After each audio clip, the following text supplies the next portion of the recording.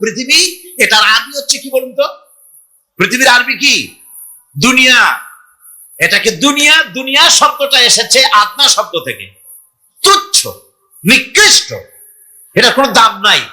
আর এই জন্য হাদিস শরীফে এসেছে যে এই পৃথিবীর মূল্য যদি আল্লাহর কাছে মশার দানা তুল্য যদি হতো, তাহলে কাফেরকে এক ঢোক পানি আল্লাহ পাক গিলতে দিতেন না। আল্লাহর দৃষ্টান্তটা হাদিস শরীফের দৃষ্টান্তটা লক্ষ্য করেছেন? এই পৃথিবীর মূল্য যদি একটা মশার দানার তুল্য যদি হতো, আপনাকে কেউ যদি 1,00,000 মশার দানা যদি কেউ আপনাকে জোগাড় করে দেয়, আপনি কয় টাকা দিয়ে কিনবেন? কোন কথা বলতেছেন না? খুব আগ্রহ আছে কেনার নাকি? 4 আনা দিয়েও 4 পয়সা দিয়েও আপনারা কেউ কিনবেন না, যেহেতু মশার দানা 10 কোটি দানা আনি জোগাড় করে দেন, নদী করবোটা কি?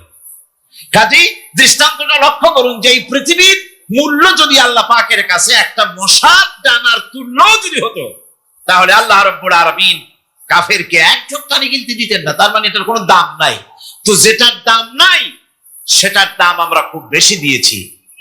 আর পরকাল হচ্ছে স্থায়ী, চিরস্থায়ী জায়গা, সেই চিরস্থায়ী জায়গার আমরা মূল্য দেই নেই। যেমন আমরা দেহের মূল্যটা বেশি দেই, আত্মার মূল্যটা কম দেই। দেহটারে সাজাই বেশি। এই দেহটার জন্য দেখছেন অবস্থা, শীতকালে কত ক্রিম মাখে, পায়ে ভ্যাসলিন মাখে, মুখে ক্রিম মাখে, হাতে জেলি মাখে, তারপরে ঠোঁটে আরো কিছু মাখে, এরপরে এতগুলি মাইখা তারপরে জামা কাপড় সেন্ট আতর কত কিছু সমানে মাখতে থাকে শরীরের জন্য, এত যত্ন। তারপরে ভুরি ভোজন পাইকারি দরে খায়, জনমের মতো খায়, খাওয়ার চোটে পেট যায় একদিক, পাছা যায় আর একদিক, মাথা যায় আর একদিক, আস্তে আস্তে দুমবার সাইজ হয়ে যায় মানুষের বডিটা। যেই শরীরটার কোনো দাম নাই, কোনো মূল্য নাই। আপনারা সত্য করে বলেন, দামটা কার? শরীরের দেহের দাম বেশি না আত্মার দাম বেশি? কোনটার দাম? কার দাম? আত্মাটার দাম বেশি। এটা মুখ দিয়ে বললেন, কিন্তু আসলে মনের কথা হইলে আত্মারে আপনারা কিছু খাইতে দিতেন। আত্মাকে তো কিছু খেতে দেওয়া হয় না। দেহটারই আত্মাটার দাম যদি বেশি না হবে, মানুষ মরে গেলে পরে যায়টা কি? চোখ আছে, কান আছে, মুখ আছে, হাত আছে, পা আছে, সবই তো রয়ে গেল। গেলটা কি? কি যাওয়ার কারণে? প্রাণের সন্তান, কলিজার টুকরা সন্তান বলে মা, বাবার কাছে আমার যেতে ভয় করে। ছোট্ট বাচ্চা বাবার কাছে যেতে চায় না, প্রাণীদিকা স্ত্রীও যেতে চায় না। মা বাবা আত্মীয় স্বজন সবাই বলে তাড়াতাড়ি বিদায় করো, তাড়াতাড়ি বিদায় করো। কি ছিল মূল্যবান জিনিস, আর ওইটা যাওয়ার জন্যই পরিণতি হলো, সেটার নাম হলো রুহু। যে আত্মাটার বেশি মূল্য, সেইটার মূল্য মানুষেরা দেয় না। এই আত্মাটা কি জিনিস? আল্লাহ পাক নবীর কাছে প্রশ্ন করা হয়েছে রূহ সম্পর্কে, আল্লাহ তার জবাব দিয়েছেন, ওয়াইয়াস আদুনাকা আনির রূহ কুলির রূহু মিন আমরি রাব্বি। নবী হে, আপনাকে প্রশ্ন করা হয় রূহ কি জিনিস, আপনি বলুন এটি হচ্ছে আল্লাহর হুকুম। আল্লাহর একটা হুকুম মানুষের ভিতরে কাজ করে। এটা এতই গুরুত্বপূর্ণ, ওটা থাকলে আমরা বাঁচি, ওটা না থাকলে আমরা মরে যাই। এখন যেটার গুরুত্ব বেশি সেটাকে খাইতে দেই না, সেটার জন্য কোনো যত্ন নাই, খোঁজ নাই, খবর নাই। সকালবেলায় ব্রেকফাস্ট, নাস্তা, লাঞ্চ, ডিনার, বিকালের চা, ফলারি, কোনো জিনিসের অভাব নাই, সমানে খায় আর সমানে শরীরটারে বাঁচায়। আর যেটার কারণে বডিটা বাঁচে তার কোনো খোঁজ খবর নাই। ওটারও কিছু খাবার দিতে হবে। ওটারে কি খাওয়াবেন? ওটায় কি ফুলকপি খাবে? শীতের দিনে লাল শাক খাবে? লইট্টা মাছ খাবে নাকি? খাবেন। রূপচাঁদাও খাবেন। শীতকালের ভাপা পিঠাও না, ধুপি পিঠা কি করেন আপনারা, এগুলোও খাবেন। সুতরাং এই যে শরীর, আপনার আত্মাটা, ওরে খাইতে দিবেন কি? ও কচু খায় না, মূলাও খায় না, দুধও খায় না, পনিরও খায় না, ঘিও খায় না, মাছ গোশতও খায় না। যেহেতু এই আত্মাটা এসেছে রূহের জগৎ থেকে, তাই ওর খাদ্য এই পৃথিবীতে বানানো হয় নাই। দেহ তৈরি হয়েছে মাটি থেকে, মাটির উপাদান দিয়ে, সেজন্য তার খাদ্য বানানো হয়েছে মাটির উপাদান দিয়ে। আর আত্মা যেহেতু এসেছে আল্লাহর কাছে থেকে, রূহের জগৎ থেকে, সেজন্য আল্লাহ রাব্বুল আলামিন আত্মার খাদ্য পাঠিয়েছেন লৌহ মাহফুজ থেকে। খাদ্যের নাম হচ্ছে তেলাওয়াতে কোরআন। তেলাওয়াতে কোরআন, কোরআন কারীম তেলাওয়াতে আত্মার সমৃদ্ধ হতো। কোরআনে কারিমের তেলাওয়াত, অনুধাবন, এর দ্বারা আত্মার সমৃদ্ধি হতো। যেহেতু কোরআন হচ্ছে রূহের খোরাক, সেই খোরাক দেওয়া হচ্ছে না তাকে। যে জিনিসের মূল্য বেশি আমরা তার মূল্য দিতে জানি না, যেটার মূল্য কম সেটার মূল্য দেই বেশি। অনুরূপ ভাবে এই পৃথিবীর কোন দাম নেই, আল্লাহ পাক বলছেন, সেই জিনিসটার মূল্য আমরা বেশি দিলাম, আর পরকালের চিন্তা আমাদের দিল থেকে উবে গেল। এই জন্য আল্লাহ রাব্বুল আলামিন বলেন, ইন্নাল্লাযীনা লা ইউমিনুনা বিল আখিরাতি যায়্যান্না লাহুম আ'মালাহুম ফাহুম ইয়ামাহুন। যারা পরকালের প্রতি ঈমান আনে না, পরকালকে যারা বিশ্বাস করে না, তাদের ক্রিয়াকাণ্ডকে তাদের কাছে চিত্তাকর্ষক বানায় দেওয়া হয়, আর এভাবে তারা পথভ্রষ্ট হয়ে যায়। দুনিয়া তাদের কাছে বেশি মজা লাগে, দুনিয়াটা বেশি ভালো লাগে। ভাই হুজুর, তাফসীরের মাহফিল ভালো লাগে, আবার যখন কীর্তন শুনতে যাই, সিনেমা দেখতে যাই, তাও খারাপ লাগে না, তাও ভালো লাগে। মিলাদ শরীফও ভালো লাগে, কীর্তনও ভালো লাগে, ওয়াজ মাহফিলও ভালো লাগে, গানও ভালো লাগে, সিনেমাও ভালো লাগে। এই যে দুই জিনিস ভালো লাগে, এটা হলো মুনাফিকি রোগ। এটা কি রোগ বলেন না সবাই? এটা কি রোগ? মুনাফিকি রোগ। ঈমানের স্বাদ যখন নষ্ট হয়, তখন এই অবস্থার সৃষ্টি হয়। বিষাক্ত সাপ যখন মানুষকে দংশন করে, রাতের অন্ধকারে বিষাক্ত সাপে মানুষকে দংশন করেছে, ওঝা আনা হলো। ওঝা এসে সর্বপ্রথম টেস্ট করবে যে সাপটা কি বিষাক্ত না এমনি সাধারণ সাপে তাকে দংশন করেছে, সাপটা কি ধরনের। এটা টেস্ট করার জন্য সাপে কাটা রোগীর মুখে ওঝা মুখের মধ্যে খুব ঝাল মরিচ অথবা লবণ এটা দেয়। দিলে পরে সে যদি বলে পানি পানি লাগে, খুব ঝালওয়ালা মরিচ কিন্তু মুখে পানি পানি লাগে, বুঝতে হবে বিষাক্ত সাপে কামড়িয়েছে। আর যদি ঝালকে ঝাল বলে, লবণকে লবণ বলে, তিতকে তিতো বলে, তাহলে বোঝা যাবে বিষাক্ত সাপে কামড়ায় নাই। তো বিষাক্ত সাপের প্রধান আলামত হলো এই, বিষাক্ত সাপে যখন মানুষকে কাটে, তখন তার প্রথম বিষক্রিয়া হচ্ছে তার রক্তকে জাম করে দেয় আর জিহ্বার স্বাদকে নষ্ট করে দেয়। এই পৃথিবীতে যত বিষাক্ত সাপ আছে, সবচাইতে মারাত্মক আর বিষাক্ত সাপ হচ্ছে শয়তান। সবচাইতে বিষাক্ত সাপ কি? এই শয়তান যাকে ওয়াসওয়াসা দেয়, শয়তান যাকে দংশন করে, শয়তান যারে ফুটবল বানাতে পারে, সর্বপ্রথম তার ঈমানের স্বাদ নষ্ট করে দেয়। তখন আখিরাত ভালো লাগে না, তখন মসজিদ ভালো লাগে না, তখন ওয়াজ মাহফিল ভালো লাগে না, তাফসীর মাহফিল ভালো লাগে না, তখন সিনেমা পছন্দ হয়, গান পছন্দ হয়, মেলা পছন্দ হয়, সাংস্কৃতিক অনুষ্ঠান, নাচ, উল্টাপাল্টা কাম, এই সমস্ত পছন্দ হয়। আল্লাহর ইসলাম ভালো লাগে না, পছন্দ হয় না। আল্লাহ পাক বলেন, পরকালকে যারা অস্বীকার করে, তাদের মনের তাদের জন্য এই দুনিয়াটাকেই তাদের সামনে চিত্তাকর্ষক, তাদের ক্রিয়াকাণ্ডকে চিত্তাকর্ষক করে দেওয়া হয়, আর এর ভেতরেই তারা পড়ে থাকে। ফলে এই সব পরকালে অবিশ্বাসী লোকগুলি অহংকারী হয়। তারা কি হয়? আল্লাহ পাক বলেন, فالذين لا يؤمنون بالآخرة قلوبهم منكرة وهم مستكبرون। পরকালের প্রতি যারা ঈমান আনে না, পরকালকে যারা বিশ্বাস করে না, তাদের মন সত্য কথাকে অস্বীকার করে, আর এই লোকগুলি অহংকারী হয়ে যায়, ধরাকে সরাক জ্ঞান করে। কি হনুরে এই অবস্থার সৃষ্টি হয়ে যায়। সে মনে করে যে পৃথিবী আমার, উলট পালট করে দেমা লুটে পুটি খাই, পরকালে বিশ্বাস নাই, যা খুশি সে তখন তা করতে থাকে এবং অহংকারী হয়ে যায়। পরকালীন জীবনের অস্বীকৃতি আজকে নতুন কিছু নয়। আজও এক শ্রেণীর লোক আছে যারা বলে পরকাল বলে কিছুই নাই। আল্লাহ সম্পর্কে বলে দেয়ার ইজ নো গড, স্রষ্টা বলতে কিছু নাই। পরকালকেও বিশ্বাস করে না এমন লোক আমাদের দেশে আছে কিনা? কম জোরে কোন আছে কিনা? যথেষ্ট তৈরি হয়েছে এবং বর্তমান সময় বেশি তৈরি হয়েছে। অতীতের কোন সময় ইসলাম আর মুসলিম সেন্টিমেন্ট এত আহত হয় নাই যত এই কয়েক বছরের মধ্যে হয়েছে, ঠিক কিনা? পরকালকে অস্বীকার করেছে, কোরআন শরীফকে আগাগোড়া সংশোধনের কথা বলেছে, আল্লাহকে মিথ্যাবাদী বলেছে। নাউজুবিল্লাহ পড়েন না কেন? নাউজুবিল্লাহি মিন যালিক। আল্লাহকে মিথ্যাবাদী বলা হয়েছে, কোরআনের সংশোধনের দাবি উঠেছে। মাদ্রাসার ভেতরে ডাকাত দুষ্ট পয়দা হয় বলা হচ্ছে।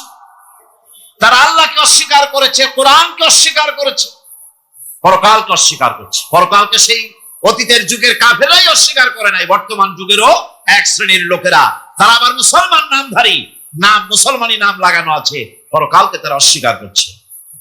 এদের ভিত্তি হচ্ছে এই, তারা বলে ইন হিয়া ইল্লা হায়াতুনা দুনিয়া ওয়া মা নাহনু বিমাবউসিন। তারা বলে এই দুনিয়ার জীবনটাই একমাত্র জীবন, এই দুনিয়ার জীবনই হলো একমাত্র জীবন, আমরা উঠবো না পরকালে। পরকাল বলে কিছুই নাই, পরকাল বলে কোনো জিনিস নাই, আমাদেরকে কিয়ামতে আল্লাহর দরবারে ওঠা লাগবে না। সুতরাং তারা ওমর খৈয়ামের মুরিদ হয়ে যায়। তারা বলতে থাকে এই বেলা ভাই মদ খেয়ে নাও, কাল নিশীতের ভরসা কই, চাঁদনি জাগিবে যুগ যুগ ধরে, আমরা তোমার রবনাশ হই। যত পারো মদ খাও, নগদ যা পাও হাত পেতে নাও, বাকির খাতায় শূন্য থাক। দূরের বাদ্য কিলাপ শুনে মাঝখানে যে বেজায় ফাঁক। কোথায় কিয়ামত আর কোথায় পরকাল, কোথায় বিচার, কোথায় হাসর, কোথায় সিরাত, কোথায় মিজান, আর মাঝখানে টাটকা সুখগুলো ছাড়িয়ে দেবে একটা কথা, মাঝখানের এই টাটকা সুখগুলি গ্রহণ করো, মজা করো। এই সব শিক্ষা দেওয়া হয় ওই সেকুলার শিক্ষা ব্যবস্থার মাধ্যমে কলেজে এবং বিশ্ববিদ্যালয়গুলিতে, যার কারণে পরকালের বিশ্বাস নাই বলে এমন কোন কাজ নাই যা তারা করতে পারে না। এই মাত্র কয়েক মাস দেড়েক আগে রাজশাহী ইউনিভার্সিটিতে যে কাণ্ডটা ঘটে গেল, মনে আছেন আপনাদের? পত্র পত্রিকায় আপনারা পড়েছেন, এবং আমি রাজশাহীতে গিয়ে সেখানে প্রত্যক্ষদর্শী যারা দেখেছে তাদের মুখে শুনেছি, শিক্ষাবর্ষ সমাপন করেছে যে সব ছাত্র ছাত্রীরা, তারা র‍্যাগ উদযাপন করছে। র‍্যাগ ডে উদযাপন যেদিন করবে সেই দিনে তারা উচ্ছৃঙ্খল কাপড় চোপড় করেছে, ছেলেরা এবং মেয়েরা উভয়। এমন ভাবে কাপড় পরেছে যে কাপড় দ্বারা তারা শরীরের গোপন অঙ্গগুলি দেখা যায়। এরপরে আজেবাজে চিৎকার দিয়েছে, আজেবাজে স্লোগান দিয়েছে, গাধার মতো, কুকুরের মতো, শিয়ালের মতো তারা ডেকেছে। আমি বুঝি না চিন্তাধারা কেমন দেউলিয়া হয়ে গেল। শিক্ষাবর্ষ বিশ্ববিদ্যালয়ের সর্বোচ্চ শিক্ষাঙ্গন থেকে লেখাপড়া শেষ করে বেরোচ্ছে, যাওয়ার সময় তারা বিশ্ববিদ্যালয় থেকে কুকুরের ডাক দিল, শিয়ালের ডাক দিল, ছাগলের ডাক দিল। কি প্রমাণ করতে চাইলো? যে 16 বছর লেখাপড়া করে বিশ্ববিদ্যালয়ের অঙ্গন পেরিয়ে গোটা জাতির জন্য ছাগল হয়ে আমরা আবির্ভূত হচ্ছি, অথবা কুকুর গরুর ভূমিকায় আমরা আবির্ভূত হচ্ছি। নাউযুবিল্লাহি মিন যালিক। এরপরে মিছিল শেষ করলো, সন্ধ্যাবেলায় শুরু হলো সাংস্কৃতিক অনুষ্ঠান। বিদ্যুৎ কর্তৃপক্ষের সঙ্গে বোধহয় লাইন করেছে। সন্ধ্যা 7:30টার সময় মঞ্চ তৈরি আছে, গান হচ্ছে, আনন্দ ফুর্তির শেষ নাই। সামনে সব মেয়েরা বসা, যারা দিনের বেলা ওই ধরনের কাপড় চোপড় পরে ছেলেদেরকে উস্কাইছে, ছেলেগুলিও তাদেরকে উস্কাইছে। মাঝখানে তারা বসা, চতুর্দিকে ছেলেরা দাঁড়ানো। হঠাৎ করে লাইট বন্ধ হয়ে গেল, বিদ্যুৎ চলে গেল। এখন সাংস্কৃতিক অনুষ্ঠান কি কায়দায় হচ্ছে, কত প্রকার হচ্ছে, কিভাবে হচ্ছে? নাউযুবিল্লাহি মিন যালিক। পুলিশেরা বলেছে বিদ্যুৎ যখন এলো, মেয়েগুলিকে অনেক মেয়ে পাওয়া গেছে, কাপড় নাই, পেটিকোট নাই, উলঙ্গ, তাদেরকে ধরে ধরে উঠানো হয়েছে হোস্টেলে। পরের দিন সকালবেলায় মাঠ ভর্তি ভাঙা কাচের চুড়ি, ভ্যানিটি ব্যাগ, চশমা, কাপড় চোপড় ছিড়িয়ে ছড়িয়ে চতুর্দিকে পড়ে আছে। এই হলো শিক্ষা। নাউযুবিল্লাহি মিন যালিক। আমি কসম করে বলতে পারি, বিশ্ববিদ্যালয়ে যদি কোরআন শরীফের তাফসীর পড়ানো হতো, হাদিস শরীফ যদি পড়ানো হতো, কেউ কেউ বলবেন কোরআন হাদিস তো পড়ানো হয়, বিশ্ববিদ্যালয় কলেজে পড়ানো তো হয়। আমি তো জানি সিলেবাসে 10টা 5টা হাদিস আছে, 2-4 লাইন কোরআন শরীফ আছে, এর কোনো মানে নাই।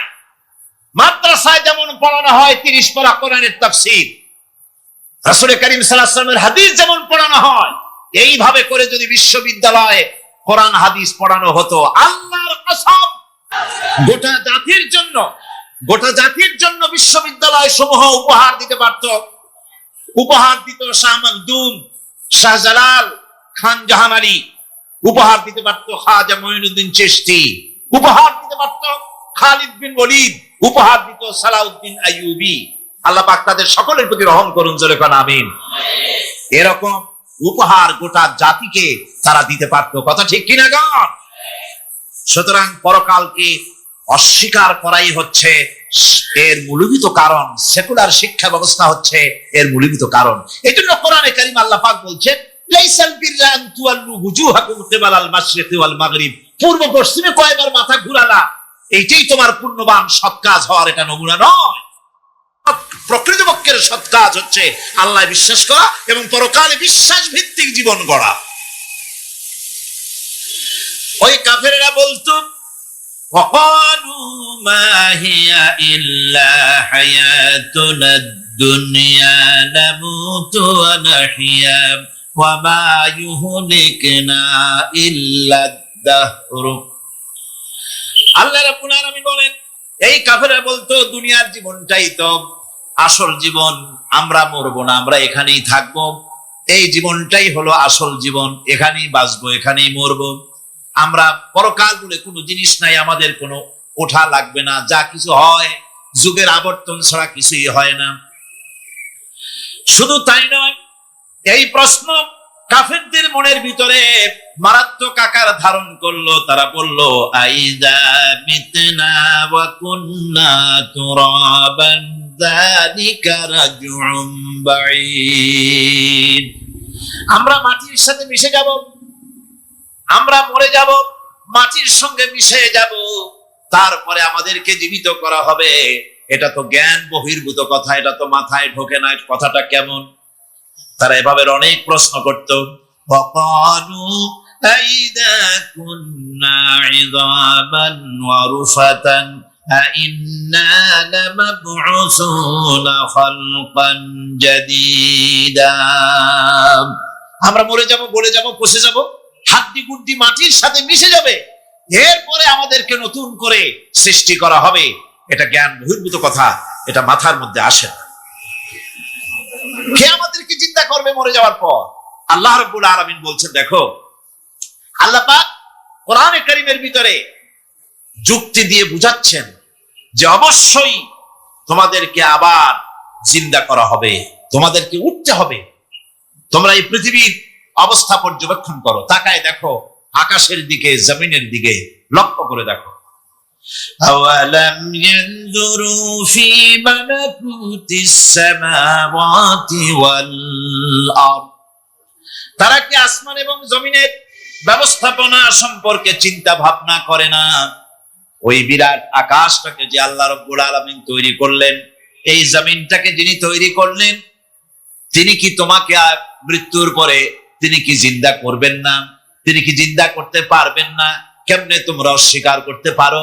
দুনিয়ার ব্যবস্থাপনা এবং এই পৃথিবীর আকাশ এবং জমিনের ব্যবস্থাপনা সম্পর্কে তোমরা চিন্তা ভাবনা করে দেখো, অবশ্যই আল্লাহ রাব্বুল আলামিন তোমাদেরকে আবার জিন্দা করবেন। ওয়াকাইয়িন মিন আয়াতিন ফিস সামাওয়াতি ওয়াল আরদি ইয়ামুররুনা আলাইহা ওয়া হুম আনহা মুরিদুন।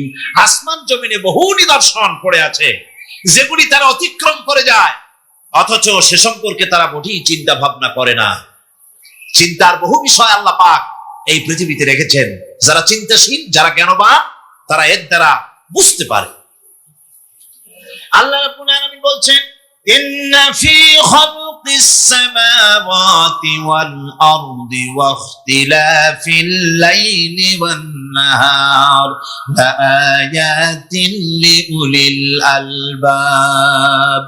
নিশ্চয়ই আকাশ সৃষ্টি এবং জমিন সৃষ্টির ব্যাপারে আর রাত আর দিনের পরিবর্তনের ব্যাপারে যারা জ্ঞানবান তাদের জন্য নিদর্শন রয়েছে। যারা জ্ঞানবান তাদের জন্য চিন্তার বিষয়বস্তু রয়েছে। গবেষণা করো, চিন্তা করো, এই পৃথিবীতে আল্লাহ পাক যা কিছু সৃষ্টি করেছেন তার পক্ষে আবার তোমাদেরকে সৃষ্টি করা মোটেই অসম্ভব নয়। পরকালীন জীবনের সম্ভাবনা সম্পর্কে কোরআন অবিশ্বাসীদেরকে বলছে, দেখো আল্লাহুল্লাযী রাফা'আস সামাওয়াতি বিগাইরি আমাদিন তারাওনাহা সুম্মা ইসতাওয়া আলাল আরশ। সে আল্লাহ তোমাদের নিকট দৃশ্যমান স্তম্ভ ছাড়াই ওই বিশাল আকাশটা তৈরি করেছে। উঠতে হবে একথা যারা বিশ্বাস করে না তাদের ব্যাপারে আল্লাহ পাক এই যুক্তি দিচ্ছেন, দেখো এই বিশাল যে আকাশটা, এই আকাশে কোনো খুঁটি আছে? কথা বলেন না কেন? এই আকাশে কোনো খুঁটি আছে? কোন রকমের খুঁটি ছাড়াই ওই বিশাল আকাশটা কে বানিয়েছেন? জোরে চিৎকার দিয়ে বলেন, কে বানাইছেন? এই যে শামিয়ানা, একটা বিশাল প্যান্ডেল, এই প্যান্ডেলে খুঁটি আছে না নাই? শুধু আছে না, একটা দুইটা না, জনমের মতো খুঁটি আছে। চতুর্দিকে তাকায় দেখো কত খুঁটি। এতটুকু একটা শামিয়ানায় শত শত খুঁটি লাগতেছে কাপড়টা ধারণ করবে বলে। কি ধারণ করবে? কাপড়। আর অত বড় বিশাল আকাশ, সে আকাশটার কোনো খুঁটি আছে? আল্লাহ পাক বলছেন কোন দৃশ্যমান খুঁটি ছাড়াই এত বড় বিশাল আকাশটা তোমার মাথার উপরে দাঁড়িয়ে আছে এবং আল্লাহ পাক আরশের উপরে দীপ্তমান হয়ে আছেন। এগুলি দেখেও কি তোমার মাথার মধ্যে কোনো চিন্তা আসে না যেটা কি করে সম্ভব হলো? অনেকে তো এমন আছে শিক্ষিত লোক, তারা আবার বলে কি, কয় যে না আকাশ বলে কিছু নাই, ওই অনেক দূরে তো সেই জন্য নীলে নীলে দেখা যায়, আসলে কিছু নাই। আকাশ, কোরআনে কারীমের মধ্যে আকাশ সম্পর্কে যে কথা বলা হয়েছে, বিশাল, যার কোনো কূল নাই, কিনারা নাই, মহাশূন্য। আমি সামনে বলবো আকাশ সম্পর্কে কথা আসতেছে। আল্লাহ পাক বলছেন দেখো ওই বিশাল আকাশটাকে আমি সৃষ্টি করে রেখেছি, কোনো খুঁটি লাগাই নেই। তোমার মতো একটা ছোট্ট মানুষ সৃষ্টি করেছি, মরে যাওয়ার পর মাটির সাথে মিশে যাবা, আবার তোমাকে যে আমি উঠাবো এ ব্যাপারে তোমার চিন্তার মধ্যে দুর্বলতা আসলো কেন যে সেই আল্লাহ রাব্বুল আলামিন তোমাকে উঠাতে পারবেন না? وسخر الشمس والقمر كل يجري لأجل مسمى। তিনি চন্দ্র সূর্যকে আজ্ঞাবর্তী করেছেন, প্রত্যেকেই তার নির্দিষ্ট সময় সীমা মতো চলাফেরা করতেছে। তুমি তো ছোট একটা মানুষ, অত বড় বিশাল সূর্যটা, বিরাট চন্দ্রটা সব গতিমান, আল্লাহর হুকুমে সব চলাফেরা করতেছে। কত ঠিক কিনা? এই সবগুলি আল্লাহ রাব্বুল আলামিন দুনিয়ার মানুষের সামনে তুলে ধরেছেন। তাকায় দেখো, নজর করে দেখো, এই সুন্দর করে জমিন ও আসমানকে সৃষ্টি করেছি, চাঁদ সূর্যকে সৃষ্টি করেছি। এবার লক্ষ্য করো, আনতুম আশাদ্দু খালকান আমিস সামাউ বানাহা। তোমাদের সৃষ্টি করা বেশি কঠিন না ওই বিশাল আকাশটাকে তৈরি করা বেশি কঠিন? কোনটা বেশি কঠিন? অত বড় বিশাল আকাশটাকে যিনি সৃষ্টি করলেন, তিনি তোমার মতো মানুষকে সৃষ্টি করতে পারবেন না? আবার যিনি একবার বিনা মডেলে তোমাকে তৈরি করলেন, আল্লাহ কি সুন্দর দৃষ্টান্ত দিচ্ছেন, আনতুম আশাদ্দু খালকান আমিস সামাউ বানাহা। তোমারে কঠিন তৈরি করা বেশি কঠিন, ওই বিশাল আকাশটাকে বেশি তৈরি করা বেশি কঠিন? অত বড় বিরাট জিনিসটাই তো আল্লাহ তৈরি করে ফেলেছে, বিশাল আকাশ, মহাশূন্য। আর সেই মহাশূন্যের তুলনায়, মহাবিশ্বের তুলনায় পৃথিবী কত ছোট। আমাদের সবচাইতে কাছে। বিজ্ঞানীরা হয়রান হয়ে যাচ্ছে আকাশের চিন্তা করে, মহাকাশ চিন্তা করে ক্রমান্বয়ে হয়রান হয়ে যাচ্ছে। আমাদের সবচাইতে নিকটতম যে গ্যালাক্সিটা আছে, এই গ্যালাক্সিটার ব্যাস হচ্ছে, যেটা সবচাইতে ছোট, গরিব গ্যালাক্সি। এটা বিজ্ঞানীরা বলেছে গরিব গ্যালাক্সি, দিনহীন। এই গরিব গ্যালাক্সি যেটা আমাদের সবচাইতে নিকটে, পৃথিবীর সবচাইতে কাছে, এর ব্যাস হচ্ছে, এর পরিধি হচ্ছে 1,00,000 আলোকবর্ষ সমান। 1,00,000 আলোকবর্ষ। প্রতি সেকেন্ডে আলোর গতি কত? 1,86,000 মাইল প্রতি সেকেন্ডে। প্রতি সেকেন্ডে যে আলোর গতি 1,86,000 মাইল, এর মিনিট, এর ঘন্টা, এর সপ্তাহ, এর মাস, এর বছর, এরকম 1,00,000 আলোকবর্ষ হচ্ছে সেই ছায়াপথের ব্যাস, এটার পরিধি। এটা হলো গরিব গ্যালাক্সি। আর এই গ্যালাক্সিতে বাস করে 10,000 কোটি তারকা। বিজ্ঞানীরা বলছেন যে তারকাগুলি সূর্যের চাইতে লক্ষ কোটি গুণে অনেক বড়। সুবহানাল্লাহ। মহাকাশ সম্পর্কে চিন্তা করে মানুষ আজ অবাক হয়ে যাচ্ছে, চিন্তায় হয়রান হয়ে যাচ্ছে। বার্টন রাসেল তিনি বলেছিলেন স্রষ্টার স্রষ্টাকে, স্রষ্টার স্রষ্টাকে। এর জবাব আরেকজন বিজ্ঞানী লিখেছেন যে স্রষ্টার স্রষ্টাকে এই চিন্তা তো সৃষ্টিতে করতে পারবে না। স্রষ্টার কোনো স্রষ্টা নাই। পৃথিবীতে যত স্রষ্টা আছে, মাইক যে তৈরি করেছে সেও একজন স্রষ্টা। ঠিক কিনা কন? কথা বোঝেন তো আমার? মাইক যে তৈরি করেছে সেও একটা স্রষ্টা। ওই প্যান্ডেল যে তৈরি করেছে সেও একটা স্রষ্টা। চেয়ার টেবিল যে সৃষ্টি করেছে সেও একটা স্রষ্টা। কিন্তু এরা কেউ পূর্ণাঙ্গ স্রষ্টা নয়, কারণ এই মাইকটা তৈরি করার যত উপাদান, সমস্ত উপাদান আল্লাহ রাব্বুল আলামিনের তৈরি করা। কথা ঠিক কিনা? তুমি শুধু অ্যাসেম্বল করেছো, তুমি শুধু এগুলোকে এক জায়গায় করেছো। তোমার বাপেরও ক্ষমতা নেই লোহা তৈরি করা। পারবা লোহা তৈরি করতে? আরে কথা কন না কেন মিয়া সাহেব? পারবেন লোহা তৈরি করতে? পারবেন একটা বাঁশ বানাইতে? বাঁশ হোক লোহা হোক যা সব বাদ দেন, মাথার একটা চুল বানাইতে পারবেন? পাট দিয়া রং দিয়া পর চুল বানাইতে পারবেন, কিন্তু চুলের মতো করে একটা চুল বানাইতে পারবেন না। মানুষের শরীরে রক্তের মতো করে এক ফোঁটা রক্ত মানুষের শরীরের বাইরে বানান তো দেখি। তাহলে মানুষের যখন রক্তের প্রয়োজন হয় তখন মানুষের কাছ থেকে রক্ত ধার নেওয়া লাগতো না, ফ্যাক্টরিতে রক্ত তৈরি হয়ে থাকতো, কোনো অসুবিধা হতো না। এক ফোঁটা রক্ত বানানোর শক্তি গোটা পৃথিবী মানুষের। সুতরাং তোমরা স্রষ্টা হলেও তোমরা হচ্ছ নাকের স্রষ্টা। ধার করো, অন্যের জিনিস ধার করিয়ে বানাও। মুকাম্মাল স্রষ্টা হচ্ছেন কে? আসল স্রষ্টা কে?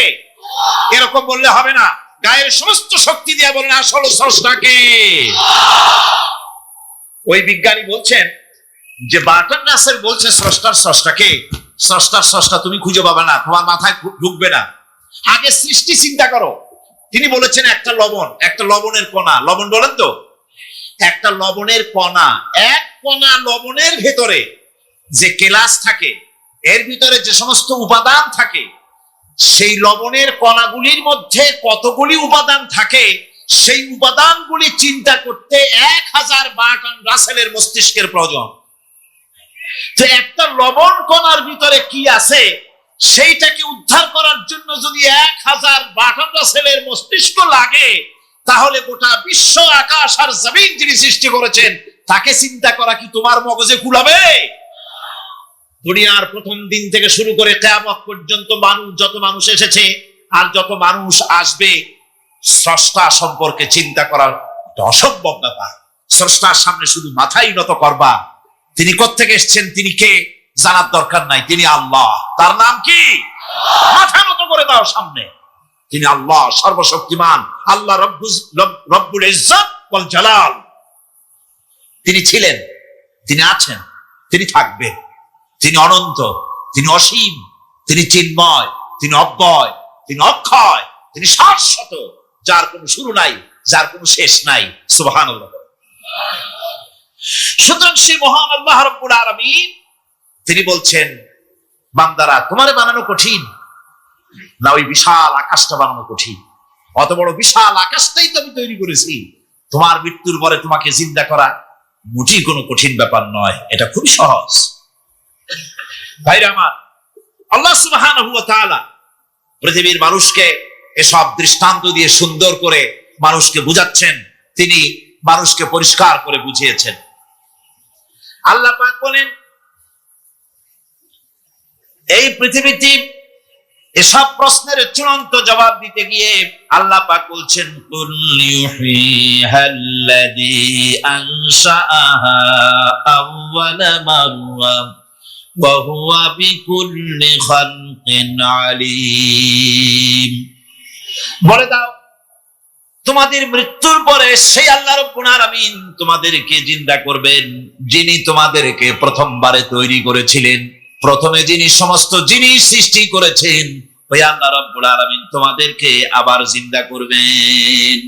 আর এসব জিনিসকে খেল তামাশার বিষয়বস্তু করে তৈরি করা হয় নাই। সমস্ত জিনিসের পেছনে বিরাট উদ্দেশ্য কাজ করেছে, একটা লক্ষ্য নিয়ে, সামনে নিয়ে, উদ্দেশ্য নিয়ে আল্লাহ তৈরি করেছে। আল্লাহ পাক বলছেন, ওয়ামা খালাকনাস সামাওয়াতি ওয়াল আরদা ওয়ামা বাইনাহুমা লাইবিন। এই পৃথিবীতে আকাশ, ওই বিশাল আকাশ এবং জমিন এবং এর মধ্যস্থিত কোন জিনিসকে আমি খামোখা তৈরি করি নাই, খেল তামাশার বিষয়বস্তু হিসাবে তৈরি করি নাই। যারা নাকি জ্ঞানবান, যারা বুদ্ধিমান, তাদের সম্পর্কে আল্লাহ বলেন, আল্লাযীনা ইয়াযকুরুনাল্লাহা কিয়ামান ওয়া কুউদান ওয়া আলা জুনুবিহিম ওয়া ইয়াতাফাক্কারুনা ফি খালকিস সামাওয়াতি ওয়াল আরদ ربنا ما خلقت هذا باطلا سبحانك فقنا عذاب النار। যারা নাকি জ্ঞানবান, যারা চিন্তাশীল, যারা শুধু পাইকারি দরে খায় আর ঘুমায় না, যারা চিন্তা ভাবনা করে, তারা দাঁড়ানো অবস্থায়, বসা অবস্থায়, সব অবস্থায় আকাশ জমিন, রাত দিনের পরিবর্তন, মানব সৃষ্টি, এ সব কিছু চিন্তা গবেষণা করে বলে, রব্বানা মা খালাকতা হাযা বাতিলা, এ কোনো কিছুই তুমি নিরর্থক ভাবে সৃষ্টি করনি, সবগুলোই তুমি বিশেষ উদ্দেশ্য নিয়ে তৈরি করেছো। ফাকিনা আযাবান নার, সুতরাং আমাকে জাহান্নামের আগুন থেকে তুমি রক্ষা করো, আমাকে তুমি রক্ষা করো। আমরা সবাই বলি আমিন। চিন্তাশীল এবং গবেষক যারা, তারা এভাবে চিন্তা ভাবনার মাধ্যমে এ সব কিছু তারা বুঝতে পারে যে এই পৃথিবী খেল তামাশার বিষয় নয়। এই পৃথিবীকে আল্লাহ পাক এমনি এমনি তৈরি করেন নাই, দুনিয়ার মানুষগুলি কেউ খামোখা সৃষ্টি করেননি, এর পেছনে বিরাট উদ্দেশ্য কাজ করেছে এবং আমাদের সকলকেই আল্লাহ রাব্বুল আলামিনের কাছে হাজির হতে হবে। সুতরাং এই পৃথিবীতে দুনিয়ার চাইতে অগ্রাধিকার দিতে হবে আখিরাত। দুনিয়ার চাইতে অগ্রাধিকার দিতে হবে কোনটাকে বলে? আখিরাতের অগ্রাধিকার দিতে হবে। আল্লাহ পাক বলছেন, ওয়ামা হাদিহিল হায়াতুদ দুনিয়া ইল্লা লাহুন ওয়া লাইবুন ওয়া ইন্নাদ দারাল আখিরাতা লাহিয়াল হায়ানু লাউ কানু ইয়ামালুন।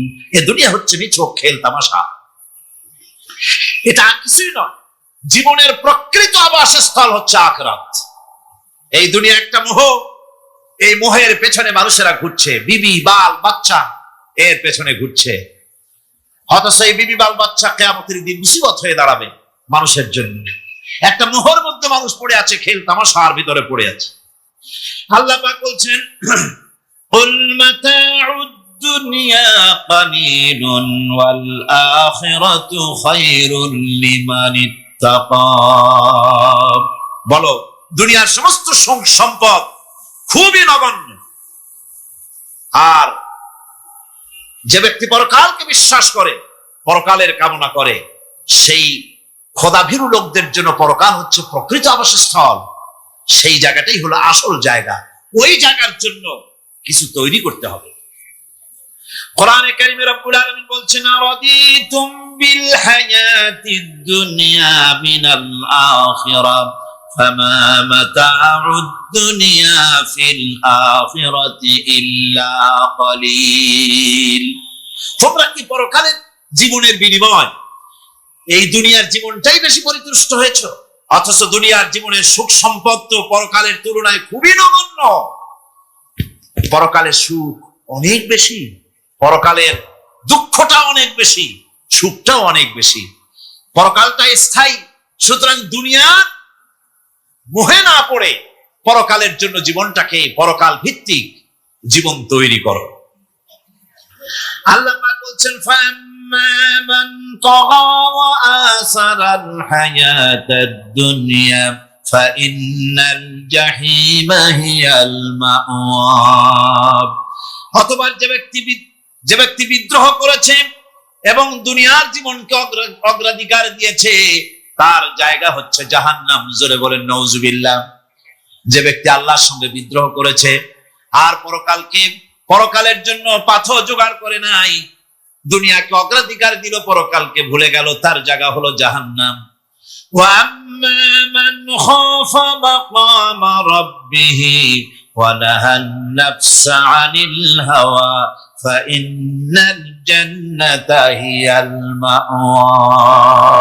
আর যে ব্যক্তি আপন প্রভুর সামনে উপস্থিত হকে ভয় করেছে এবং আপন প্রবৃত্তিকে লালসা মুক্ত করেছে, লালসার হাত থেকে রক্ষা করেছে, আল্লাহ রাব্বুল আলামিন কিয়ামতের দিন তার জন্য রেখে দিয়েছেন জান্নাত। তার জন্য কোন জায়গা? পরকাল ভিত্তিক জীবন যাপন যদি করি তাহলে কবরের জবাবগুলি খুব আসান হবে। আর যদি পরকাল ভিত্তিক জীবন যাপন না হয়, কবরটা মুসিবতের যে মুসিবত হয়ে যাবে। হযরত উসমান রাদিয়াল্লাহু তাআলা আনহু কবরের কাছে গিয়ে খুব কাঁদতেন। সাহাবায়ে কেরাম প্রশ্ন করেছেন, হুজুর, রাসূল করিম সাল্লাল্লাহু আলাইহি ওয়াসাল্লাম যখন জান্নাত ও জাহান্নামের ওয়াজ করেন তখনও তো এত বেশি আপনি কাঁদেন না, যত বেশি কাঁদেন কবরের কাছে এসে, কারণ কি? হযরত উসমান রাদিয়াল্লাহু তাআলা আনহু বলতেন, আমার সাথীরা, আমি আমার হাবিবের কাছে, আল্লাহ রাব্বুল আলামিনের রাসূলের কাছে আমি শুনেছি এই কবরটাই হলো প্রথম স্টেশন, এই কবরটাই হলো প্রথম ইমিগ্রেশন কাউন্টার। এই জায়গায় যদি কেউ ধরা পড়ে যায়, কারো যদি চার্জশিট হয়ে যায়, সব জায়গায় ধরা পড়ে যাবে, হাসরে মিজানে সিরাতে কোনো জায়গায় নাজাত পাবে না। আর এই কবরটা যদি কেউ মুক্তি পেয়ে যায়, মিজান সিরাত হাসর সব জায়গা থেকে আল্লাহ তারে ভালোভাবে পার করে দিবেন। এটা হলো আসল জায়গা, মারাত্মক জায়গা, খুব মারাত্মক জায়গা। আমি এটাকে ইমিগ্রেশন কাউন্টার বলেছি আমার ভাষায়। ইমিগ্রেশন কাউন্টার যারা বিদেশ ভ্রমণ করেছেন তারা জানেন। লন্ডন যাবেন, আমেরিকা যাবেন, সৌদি আরব যাবেন, যে কোনো বিদেশে যাবেন, গেলেই পাসপোর্ট তারা দেখবে। পাসপোর্টে আপনার ন্যাশনালিটি কোনটা সেটাই তারা জানতে চাইবে। আপনি কোন দল করেন এটা তারা জানতে চাইবে না। আপনি কোন ভাষায় কথা বলেন তাও তাদের জানার দরকার নেই। প্রথমেই তারা আপনার ন্যাশনালিটি দেখবে, আপনার আইডেন্টিটি কি তারা জানতে চাইবে। তারপরে যদি স্যাটিসফ্যাক্টরি হয় আপনাকে ভিসা দিয়ে ভেতরে ঢোকবার ব্যবস্থা করে দেবে। আর যদি তারা স্যাটিসফাইড না হয় তাহলে আপনাকে মেহমানখানায় ঢুকানো হবে গ্রেফতার করে। আপনি আন্দাজ এখানে আসছেন কেন? এই জন্য খবর হচ্ছে এ ধরনের একটি ইমিগ্রেশন কাউন্টার। কবরের ভিতরে মানুষ যখনই রাখা হবে সঙ্গে সঙ্গে দুজন ফেরেশতা আসবে। কবরের কাছে যারা এসেছিল দাফন হয়ে যাওয়ার পর এই লোকগুলি 40 কদম যেতে যতক্ষণ লাগে এর মধ্যেই দুজন ফেরেশতা এসে যাবে, এসে জিজ্ঞেস করবে, মান রব্বুকা, তুমি কোন দল করতে? ওটা তাদের জানার দরকার নেই। চাকরি কিসে করতেন ওটা জানার দরকার নেই। ব্যবসা করতেন না চাকরি করতেন প্রয়োজন নেই। প্রথমেই জিজ্ঞাসা করা হবে ন্যাশনালিটি, প্রথমেই জিজ্ঞাসা করা হবে তার ন্যাশনালিটি সম্পর্কে, তার আইডেন্টিটিটা কি, এবং সেটাকে সত্যায়িত করার জন্য, বোঝার জন্য 3টি প্রশ্ন। প্রথম প্রশ্ন, মান রব্বুকা ওয়া মা দীনুকা ওয়া মান নাবিয়্যুকা, তোমার রব কে, তোমার দ্বীন কি, তোমার নবী কে। যদি এই ব্যক্তি বেঈমান হয়, মুনাফিক হয়, সে বলবে হায় হাতা লা আদরি, হায় হাতা লা আদরি, জানি না আমার রবকে, আমি জানি না। তোমার দিন কি, দিন কারে কয় বুঝি না। এরপরে আল্লাহর নবী জনাবে মুহাম্মদ রাসূলুল্লাহ সাল্লাল্লাহু আলাইহি ওয়াসাল্লামকে দেখানো হবে, বলা হবে মা কুনতা তাকুলু ফি হাদার রাজুল, এই ব্যক্তি সম্পর্কে তোমার ধারণা কি নিকে, বলবে আমি চিনি না। নাউযুবিল্লাহ। বাস, এরপরে তার যা হবার তাই শুরু হয়ে যাবে। আর যদি বান্দাটা মুমিন হয়, প্রশ্ন করা হবে মান রব্বুকা, জবাব দেবে রব্বি আল্লাহ, আমার রব আল্লাহ রাব্বুল আলামিন। ওয়া মা দীনুকা, দীনুনা ইসলাম, আমার দিন হচ্ছে ইসলাম। এরপরে আল্লাহর নবীকে দেখানো হবে। কয়েক রকমের বর্ণনা আছে, কোন বর্ণনায় আছে হুজুরের আকারে দেখানো হবে, অথবা রাসূলকে সরাসরি দেখানো হবে। বলা হবে মা কুনতা তাকুলু ফি হাদার রাজুল, এই লোকটি সম্পর্কে ধারণা কি? মুমিন ব্যক্তি বলবে হাদা নবিয়ুনা মুহাম্মাদুর রাসূলুল্লাহ সাল্লাল্লাহু আলাইহি ওয়াসাল্লাম, ইনি আমার তো সেই নবী মুহাম্মাদুর রাসূলুল্লাহ সাল্লাল্লাহু আলাইহি ওয়াসাল্লাম। আমরা যদি এই রকমের জবাব দিতে পারি, আল্লাহ কবুল করো। সকলে জোরে বলেন আমিন। জবাব হয়ে যাওয়ার পর গায়ব থেকে আওয়াজ আসবে, ফাফরিশু বিল জান্নাতি ওয়ালবিসু বিল জান্নাহ। ও আমার ফেরেশতারা, আমার এই বান্দাকে জান্নাতের পোশাক পরায়া দাও আর কবরটাকে জান্নাতের বিছানা বিছায়া দাও। জান্নাতের বিছানা বিছায়া দাও। ইলা মাদ্দা বাসারিহি, তার চোখের দৃষ্টি যত দূর যায় কবরটা ততটা প্রশস্ত করে দাও। এরপর বেহেশতের পোশাক পরাইয়া বেহেশতের বিছানা বিছায়া ফেরেশতা বলবে নূম কানাউমুল উরুস, ঘুমিয়ে যাও। দুলামিয়া যেমন বাসর সজ্জায় নতুন বউ নিয়ে আরামে ঘুমায়, এরকম আরামে ঘুমায় যাও। ইলা ইয়াউমিল কিয়ামা, কিয়ামত পর্যন্ত ঘুমায় থাকবে, আরামে ঘুমিয়ে থাকবে। এরপরে সিংহায় ফুৎকার হবে, সিংহার ফুৎকারের আওয়াজে তার ঘুম ভেঙে যাবে। বলবে ইয়া ওয়াইলানা মান বা'আথানা মিন মারকাদিনা, হায় আফসোস, আমার এত আরামের ঘুম থেকে কে আমাকে জাগ্রত করলো, আমার ঘুমটারে নষ্ট করলো কে? আওয়াজ আসবে হাদা মা ওয়াদার রহমান ওয়া সাদাকাল মুরসালুন, এটা হচ্ছে রহমানের সেই ওয়াদা, আর মুরসালিনরা নবীরা সত্য কথাই বলেছিলেন, সেই কিয়ামত অনুষ্ঠিত হচ্ছে। আমার বন্ধুগণ,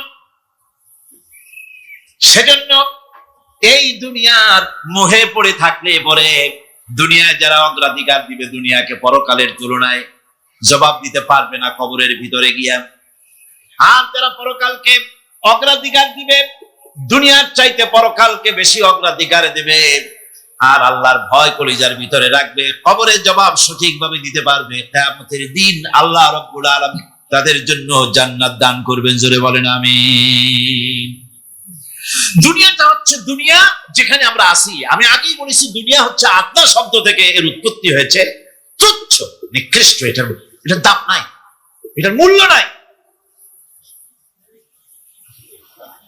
হযরত ইবনে কাইয়িম রাহিমাহুল্লাহ নওয়ারাল্লাহু মারকাদাহু ওয়া জাআলাল জান্নাতা মাসওয়াহু, হযরত ইবনে কাইয়িম তিনি বলছেন, সুন্দর করে বলছেন দুনিয়া সম্পর্কে, মা মাদা ফিদ দুনিয়া আহলামুন ওয়া মা বাকিয়া মিনহা আমানি ওয়াল ওয়াক্তু বাইনাহুমা দাইউন।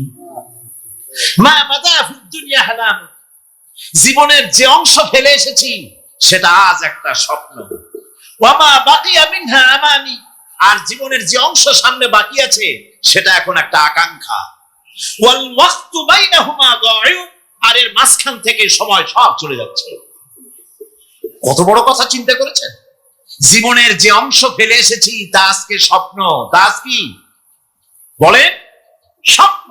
আর সামনে যা আছে সেটা আকাঙ্ক্ষা, আর মাঝখান থেকে সময় সব চলে যাচ্ছে। এরপরে তিনি বলছেন, ওয়ামান ইয়াসহাবিদ দুনিয়া ইয়াকুন মিসলা কাবিদিন আলাল মাই খালাতুহু ফুরুজুল আসাবিঈ। দুনিয়াদারির অবস্থা হচ্ছে এই, কেউ যদি দুই হাতে পানি খামসায় ধরে, দুই হাতে কি ধরছে বলে? দুই হাতে পানি খামসায় ধরেছে, খুব মজবুত করে ধরেছে, 2 মুঠ পানি, বলেন থাকবে কতটুকু? কতটুকু থাকবে? এক ফোঁটাও থাকবে না, কারণ তার আঙ্গুলের ফাঁক তার সাথে খেয়ানত করবে, আঙ্গুলের ফাঁক দিয়া পানিগুলি সব বেরিয়ে চলে যাবে। আমার বন্ধুগণ, এই কোরআন হচ্ছে এমন এক কিতাব যে কোরআনকে নিয়ে যারা অগ্রসর হয় আল্লাহ তাদেরকে বাড়ায় দেন, আর কোরআনের সাথে যারা হিংসা করে, বিদ্বেষ করে, আল্লাহ তাদেরকে অধঃপাতিত করে দেন। عن عمر بن الخطاب رضي الله تعالى عنه قال قال رسول الله صلى الله عليه وسلم إن الله يرفع بهذا الكتاب أقواما ويضع به آخرين رواه مسلم। হযরত ওমর রাদিয়াল্লাহু তাআলা আনহু বলছেন যে আল্লাহ পাক এই কোরআনের সাহায্যে এক শ্রেণীর লোককে প্রতিষ্ঠিত করবেন দুনিয়ার বুকে, এবং আখিরাতেও আরেক শ্রেণীর লোককে করবেন অধঃপাতিত। যারা কোরআনের সাথে বিরোধিতা করবে, তারা যদি হিরো হয় আল্লাহ তাদেরকে জিরো বানাবেন। কি বানাবেন? জোরে কান কি বানাবেন? জিরো বানিয়ে দিবেন।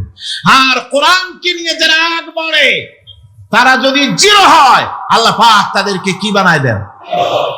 কোরআনের সাথে বিরোধিতা আজকের নতুন কিছু নয়, আবহমান কাল থেকে কোরআনের সাথে চলছে বিরোধিতা। বিশ্বকবি, কবি সম্রাট আল্লামা ইকবাল, আল্লাহ তাকে জান্নাতুল ফেরদাউস নসিব করুন, সবাই বলুন আমিন। আল্লামা ইকবাল বলেছেন, সতীজা কর রহা হ্যায় असल से ताइमरोज, सतीजा कर रहा है असल से ताइमरोज, चरागे मुस्तफा भी से शरारे बुलहबीस। মুহাম্মদ সাল্লাল্লাহু আলাইহি সাল্লামের দ্বীপ শিখার সাথে, আল্লাহর দ্বীনের সাথে আবু জাহাল, আবু লাহাবের অগ্নিস্ফুলিঙ্গের সংঘর্ষ আবহমান কাল থেকে লেগে এসেছে। কিন্তু ওদের এই অগ্নিস্ফুলিঙ্গের টক্কর লেগে মুহাম্মদ সাল্লাল্লাহু আলাইহি সাল্লামের টিম টিম করে জ্বলে ওঠা এই প্রদীপটি প্রচন্ড ঝড়ো হাওয়ার মুখে, টর্নেডো আর গর্কির মুখে নিভে যায়নি, জ্বলছে, জ্বলবে কিয়ামত পর্যন্ত। এটাকে নিভাবার ক্ষমতা বিশ্বের কোনো মানুষের নাই। ফু দিয়ে কেউ যদি নিভাতে চায়, চেহারা শুদ্ধ, মাথা শুদ্ধ, পুড়ে ছাই হয়ে যাবে, কোরআনের আলোকে নির্বাপিত করতে পারবে না। এই কোরআন যার সিনার ভিতরে থাকে, যার সিনার মধ্যে থাকে, সে হয় সমৃদ্ধ, আর যার সিনার মধ্যে থাকে না সে হয় সবচাইতে ফকির আর এতিম। আল্লাহর নবী বলেছেন, ইন্নাল্লাযী লাইসা ফি জাওফিহি শাইউম মিনাল কুরআনি কাল বাইতিল খারিব। যেই দেহের ভিতরে কোরআন নাই, যেই দেহের ভিতরে, যেই সিনার ভিতরে কোরআন নাই, ওই মানুষটা হতেছে একটা সারা বাড়ির মতো, একটা উজাড় বাড়ির মতো, বিরান বাড়ির মতো। বিরান বাড়িতে কি থাকে? সারা বাড়িতে কি থাকে? কি কয়? না না, ভূত কিসের? খামোখাই ভয় পান আপনারা। ভূত বলে কিছু নাই। হ্যাঁ, শয়তান থাকে, জেল থাকে, তারপরে ওর মধ্যে আর কি থাকে? উতুম পেঁচা থাকে, ইঁদুর থাকে, তেলাপোকা থাকে, ওই পোকা থাকে, বাঁদর থাকে, উল্লুক থাকে, সাপ থাকে। রাসূলুল্লাহর কথা দেখেন, কি সুন্দর কথা, সুবহানাল্লাহ সুবহানাল্লাহ। যে দেহের ভিতরে কোরআন নাই, সারা বাড়িতে যা থাকে, পুরো বাড়িতে যা থাকে, বিরান বাড়িতে যা থাকে, যে দেহে কোরআন নাই সেই দেহের মধ্যে তাই থাকে। আজ দেখুন বাংলাদেশের শিক্ষাঙ্গনে, কলেজ ইউনিভার্সিটি গুলিতে কোরআন পড়ানো হয় না, বলেন ঠিক কিনা? আমাদের বিশ্ববিদ্যালয়গুলিতে কোরআন পড়ানো হয়, তাফসীর পড়ানো হয়, হাদিস পড়ানো হয়, হয় না। হাদিস, কোরআন, আল্লাহর কালাম পড়ানো হয় না বলে অবস্থা কি হয়েছে? হাদিস থেকে মিলায় নেন, ইন্নাল্লাযী লাইসা ফি জাওফিহি শাইউম মিনাল কুরআনি কাল বাইতিল খারিব। কোরআন নাই তো সারা বাড়ি, কোরআন নাই তো কি আছে? যে ঘরের মধ্যে মানুষ নাই, উল্লুক থাকে, ভাল্লুক থাকে, শয়তান থাকে, তেলাপোকা থাকে, সারপোকা থাকে, হিংস্র প্রাণী ভরপুর থাকে। যে শিক্ষা প্রতিষ্ঠানে কোরআন পড়ানো হয় না, সেখানেও সন্ত্রাসীরা বাস করতে পারে, ভালো মানুষ টিকতে পারে না।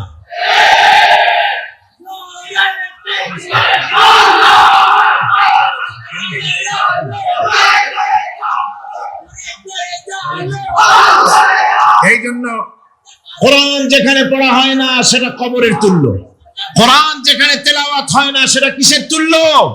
কবরের তুল্য।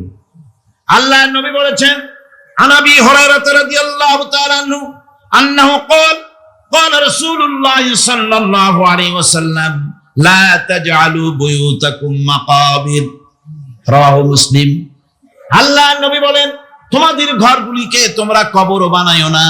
অর্থাৎ যে ঘরের মধ্যে কোরআনে কারীম তেলাওয়াত হয় না সেটা কবরের সমতুল্য, কবরের সম। আগে আমাদের ঘর সমূহে যখন ছোট ছিলাম তখন দেখতাম ঘরে ঘরে কোরআন তেলাওয়াত হতো, ঠিক না? প্রত্যেকটা ঘরের জানালা দিয়া সকালবেলা আওয়াজ আসতো, আউযু বিল্লাহি মিনাশ শাইতানির রাজীম, বিসমিল্লাহির রাহমানির রহিম। তেলাওয়াতের আওয়াজ ভেসে আসতো। আজ আর এই অবস্থা নাই।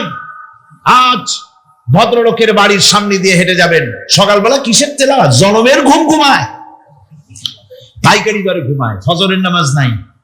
শহরের অবস্থা, অধিকাংশ বাড়িতে ফজরের নামাজ হয় না। রিসেন্টিনার মাধ্যমে, আগে তো শুধু বাংলাদেশের, রিসেন্টিনার মাধ্যমে সারা পৃথিবীর শয়তানি আর বদমাশি ঘরে বসে গেলা যায়। উপকারিতা এবং অপকারিতা দুটোই আছে। নিউজ দেখা যায়, সাথে সাথে আবার নিউজের সাথে আরো বাজে কিছু দেখা যায়। এগুলো দেখতে দেখতে রাত শেষ হয়ে আসে, ঘুমায় জনমের মতো, এক ঘুমে বেলা 9টা আর 10টা। কিসের ফজরের নামাজ আর কি এর কোরআন শরীফ তেলাওয়াত কর। এরপরে উঠলো 9টা 10টার সময়, উঠে তারপরে গানের মাস্টার এসে গেছে। তখন ইতিমধ্যেই গানের মাস্টার এসে গেছেন। কি দুর্ভাগ্যজনক সত্য কথা, ইংরেজি যে টিচার পড়ান, অঙ্ক যে টিচার করান, সপ্তাহে 3 ঘন্টা পড়াবেন, বেতন 2500 টাকা। আর প্রতিদিন সকালবেলা এসে যদি কোনো মুসলমান, কোন একজন মৌলভী সাহেব, হাফেজ সাহেবকে রাখেন কোরআন তেলাওয়াত করাবার জন্য, কোরআন পড়াবার জন্য সন্তানকে, প্রতিদিন আসতে হবে, প্রতিদিন 2 ঘন্টা পড়াতে হবে, আর মাসের শেষে বেতন 500 টাকা। কোরআনে কারীমের সাথে এই আচরণ বেশি হয়েছে। আমি বেশি বলে ফেলেছি। যাদের অভিজ্ঞতা আছে তারা বলছেন 200 টাকা। এরপরে অঙ্ক ইংরেজি তো কাজে লাগে, ভালো কথা। তারপরে গানের মাস্টার আসছেন, তিনি শেখাবেন কি? রবীন্দ্রসঙ্গীতের প্যানপ্যানানি, যা শুনলে পরে কানে ময়লা জমে যেতে পারে, যে গান শুনলে জীবিত মানুষ মৃত্যু হয়ে যায়। নজরুলের কথা শেখানো হবে না, তাহলে সেটা হবে সাম্প্রদায়িকতা। গানের মাস্টারকে, নাচের মাস্টারকে 5,000 টাকা, 10,000 টাকা পর্যন্ত বেতন দেওয়া হয়। এ জাতির জন্য আল্লাহর রহমত কেমনে আসবে? কি কারণে আসবে? কোরআনের সাথে এই বেয়াদবি আমরা করেছি। ঘরগুলিকে, আজকে আমাদের ঘরগুলিকে আমরা কবরস্থানে পরিণত করে দিয়েছি। কোরআন তেলাওয়াত হচ্ছে না। আমার বন্ধুগণ, কোরআন তেলাওয়াত করুন, বেশি বেশি তেলাওয়াত করুন, ঘরকে জীবিত করুন, সন্তানকে তেলাওয়াত করান, আপনি নিজেও তেলাওয়াত করেন। কোরআনে কারীম যারা তেলাওয়াত করবেন তাদের সম্পর্কে আল্লাহর নবী বলেন, মান ক্বারাআল কুরআন ফাস্তাযহারাহু ফাহাল্লা হালালাহু ওয়া হারামা হারামাহু আদখালাহুল্লাহুল জান্নাহ।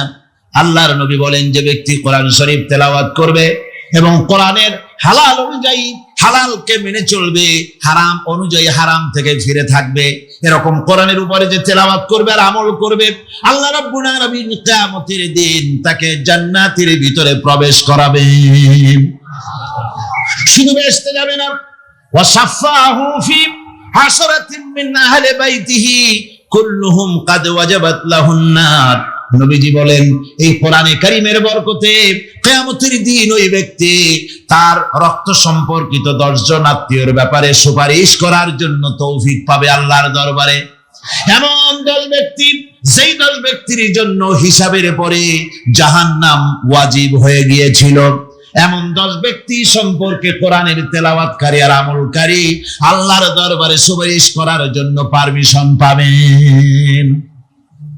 এমন নিয়ামত, সেই নিয়ামত থেকে আমরা বঞ্চিত হয়ে যাচ্ছি। আমি বলি না যে আপনারা কলেজ ইউনিভার্সিটিতে ছেলেদের পড়তে দিবেন না, আমি তা বলি না।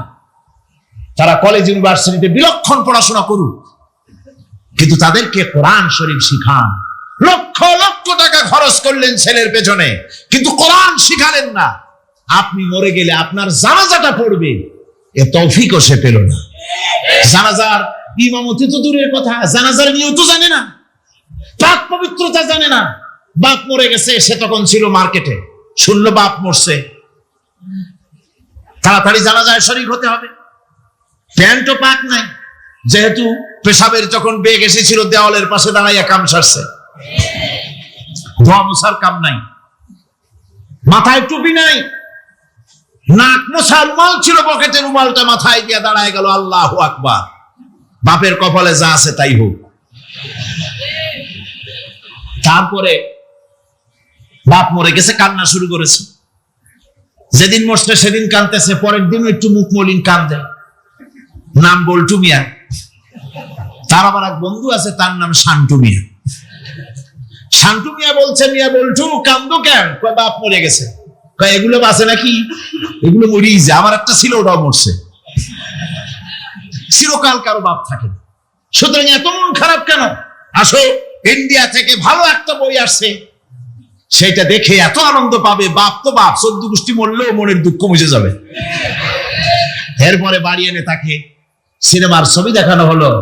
ছবি সে দেখলো, ফেরার সময় বাপের কবরের কাছ থেকে যাওয়ার সময় দাঁড়িয়ে গেল ক্ষণিকের জন্য। আহারে বাপ, বিদায় হয়ে গেলা, কি দেব তোমারে? কিছু তো নাই আমার কাছে। তাই সারা রাত ধরে যা কিছু দেখলাম, এগুলি তোমার আমলনামায় দিয়ে গেলাম। জোরে কর নাউজুবিল্লাহ। আমি সমস্ত পিতাদেরকে বলতে চাই, সন্তানদেরকে কোরআন শেখান। কোরআন শিখালে কাজে লাগবে। কোরআন শরীফ মুখস্থ করে, বেশি করে মুখস্থ করেন কোরআনে কারীম, আপনার ফায়দা হবে। হযরত ওমর রাদিয়াল্লাহু তাআলা আনহু বর্ণনা করছেন যে রাসূল কারীম সাল্লাল্লাহু আলাইহি ওয়াসাল্লাম বলেছেন, ইউকালু লিসাহিবিল কুরআনি ইকরা ওয়ারাত্তিল কামা কুনতা তুরাত্তিলু ফিদ দুনিয়া। কিয়ামতের দিন জান্নাতীদেরকে, বেহেশতীদেরকে আল্লাহ রাব্বুল আলামিন বলবেন, কোরআন শরীফ তেলাওয়াত করো আর উপরের দিকে উঠতে থাকো। কোরআনে যেভাবে দুনিয়ার বুকে কোরআনে কারীম তুমি মুখস্থ করেছিলে, ধীরে ধীরে তেলাওয়াত করতে, ওইভাবে ধীরে ধীরে কোরআন তেলাওয়াত করো আর উপরের দিকে উঠতে থাকো। আল্লাহ পাক বলতে থাকবেন, উপরের দিকে ওঠো, তেলাওয়াত করো আর ওঠো। উঠতে উঠতে যেই জায়গায় গিয়ে তোমার তেলাওয়াত শেষ হয়ে যাবে, জান্নাতের ওই জায়গাটা তোমার জন্য বরাদ্দ হবে। আবু দাউদ শরীফের হাদিস। জান্নাতের ওই জায়গাটা তোমার জন্য বরাদ্দ হবে। এখন যাদের শুধু সূরা ইখলাস আর সূরা কাউসার মুখস্থ, তারা তো 2 পা আগাই বসে যাবে, উঠতে পারবেন না। বেশি বেশি মুখস্থ করেন, হাফেজে কোরআন হন অথবা হাফেজের মতো হন। বেশি বেশি মুখস্থ করেন সূরা ইয়াসিন, সূরা দুখান, সূরা আর রহমান, সূরা ওয়াকিয়া, সূরা মুজাম্মিল, এই সমস্ত সূরা, বেশি সূরা আল আরাফ, সূরা কাহাফ, সূরা মারিয়াম ইত্যাদি মুখস্থ করেন। কিয়ামতের দিন কাজে লাগবে। জান্নাতের অত উঁচায় উঠতে পারবেন। হাফেজে কোন জায়গায় যাবে? সুবহানাল্লাহি ওয়া বিহামদিহি। 30 পারা কোরআন যার সিনার ভিতরে, জান্নাতের কোন জায়গাটা আল্লাহ তাকে বরাদ্দ করবেন? সুবহানাল্লাহ, সুবহানাল্লাহ। কোরআনে কারীমকে মুখস্থ করুন, বেশি করে মুখস্থ করুন। কোরআনে কারীমকে বেশি করে তেলাওয়াত করুন। এই কোরআনে কারীমকে যারা বেশি করে তেলাওয়াত করবে, তেলাওয়াত করতে গিয়ে যারা আল্লাহর কাছে কিছু চাওয়ার সময় পাবে না, তাদের সম্পর্কে রাসূল কারীম সাল্লাল্লাহু আলাইহি ওয়াসাল্লাম বলেছেন হাদিসে কুদসি। হাদিসে কুদসি রাসূল কারীম সাল্লাল্লাহু আলাইহি ওয়াসাল্লাম বলেছেন, ইয়াকুলুর রাbb তাবারাক ওয়া তাআলা মান শাগালাহুল কুরআন আন যিকরি মাসআলাতি আতাইতুহু আফজালা মা উতিয়া সাইলিন। আল্লাহর নবী বলেন, আমার আল্লাহ পাক বলেছেন, কোরআন তেলাওয়াত করতে গিয়ে যারা ব্যস্ত থাকে, কোরআন তেলাওয়াত করতে করতে যারা আমার কাছে হাত পেতে কিছু চাওয়ার সময় পায় না, যারা আমার কাছে হাত পেতে কিছু চায়, তাদের থেকে তেলাওয়াতকারীদেরকে আমি রব্বুল আলামিন বেশি করে দেই। সুবহানাল্লাহ। কোরআন তেলাওয়াত করতে করতে যারা আল্লাহর কাছে হাত পেতে চাওয়ার সময় পায় না, আল্লাহ পাক বলেন যারা চায় তাদের থেকে তেলাওয়াতকারীকে আমি বেশি দেই। আমার বন্ধুগণ, শুধু তাই নয়, এই কোরআনে কারীম যারা তেলাওয়াত করবে, আমল করবে, কিয়ামতের দিন তার মা বাবার মাথার উপরে আল্লাহ রাব্বুল আলামিন, আবু দাউদ শরীফের হাদিসে এসেছে, তার মা বাবার মাথার উপরে নূরের টুপি পরিধান করানো হবে। এমন নূরের টুপি, এমন নূরের তাজ পরানো হবে, চন্দ্র সূর্যের আলোকে ম্লান করে দেবে। হাসরবাসীরা প্রশ্ন করবেন, এ লোকটি কে? কোন ফেরেশতা নাকি? বলে না। কোন নবী নাকি? বলে না। তবে কি ইনি কে? জবাব হবে, ইনি হচ্ছেন সেই ব্যক্তি যিনি তার সন্তানদেরকে কোরআন শিখিয়েছিলেন। কোরআন শিখানোর কারণে আল্লাহ রাব্বুল আলামিন আজ তার মা বাপের মাথার উপরে নূরের টুপি পরিধান করে হাসরের ভিতরে মর্যাদা দিলেন। কিয়ামতের দিন দুনিয়া মর্যাদা পাওয়া যাবে, আখিরাতেও মর্যাদা পাওয়া যাবে যদি কোরআনে কারীমকে তেলাওয়াত করা যায়, আমল করা যায়, বোঝা যায়, তাহলে এই সমস্ত নিয়ামত আল্লাহ পাক দান করবেন।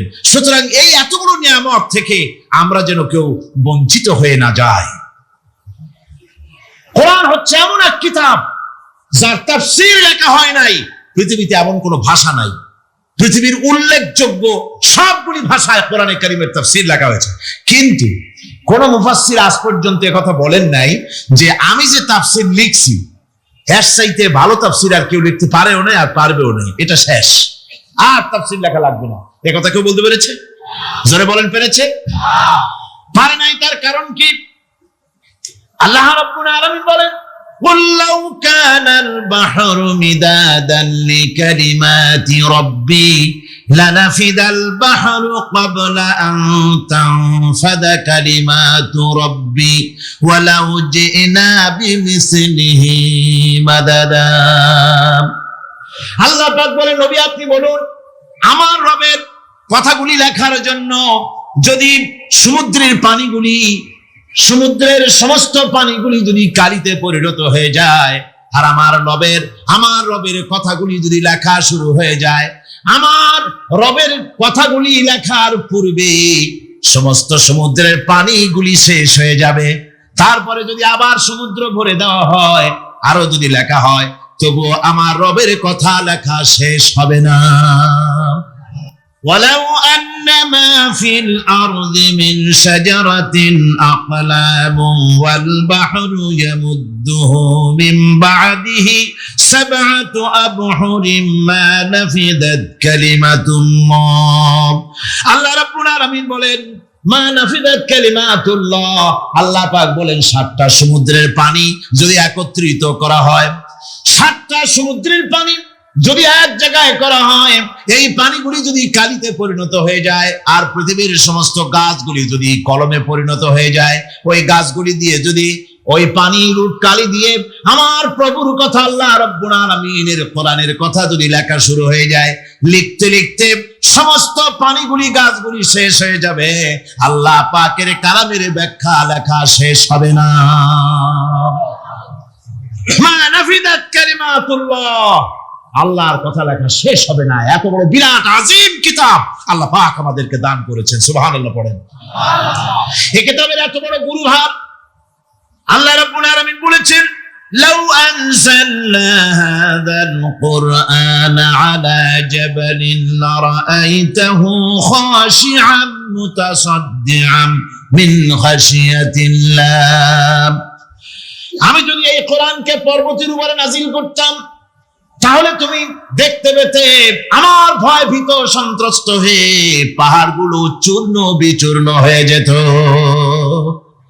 এত বড় আসিম কিতাব আমি তোমাদেরকে দান করেছি, যার গুরুভার বহন করতে কেউ রাজি হয়নি, পাহাড় পর্বত কেউ রাজি হয়নি, মানুষ রাজি হয়েছে।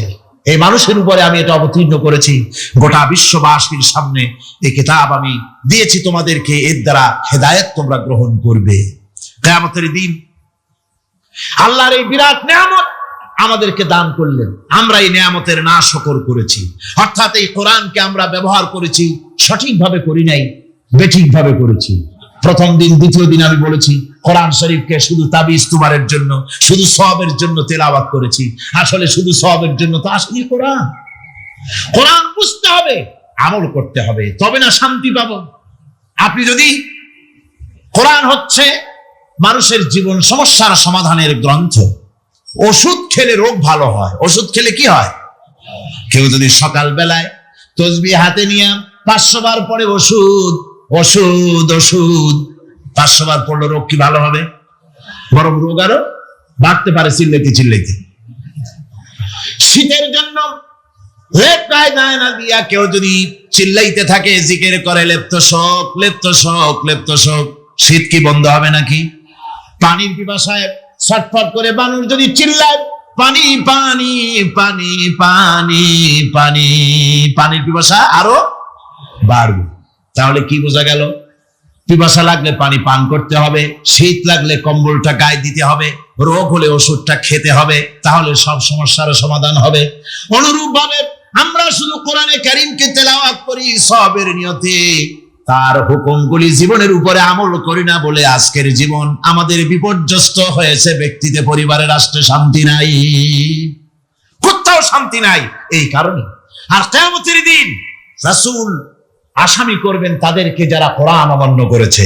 রাসূল হবেন বাদী। বাদী হবেন কে? যারা বলেন কে বাদী হবেন?